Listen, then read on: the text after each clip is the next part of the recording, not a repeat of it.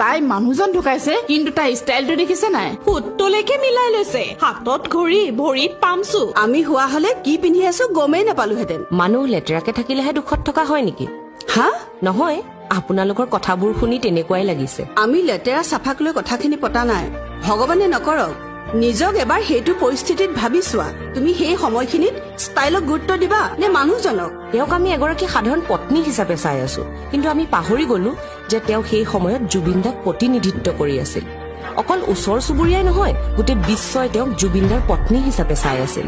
তেওঁ দুখত ভাগি নপৰা নহয়, তথাপিও নিজক চম্ভালি এগৰাকী সাহসী নাৰীৰ দৰে দায়িত্ব পালন কৰি আছিল। আৰু তেওঁ শেষ বিদায় সেইদৰে দিলে যিদৰে হয়তো জুবিন দাই বিচাৰিছিল। তাত আমাৰ ইমান পাতিব লগা কি আছে? চাহৰ জুতি লৈ লোকৰ সমালোচনা কৰাটো তেনেই সহজ, কিন্তু প্ৰকৃততে তেওঁহে বুজি পাইছে আপোনজনক হেৰুৱাৰ বেদনা।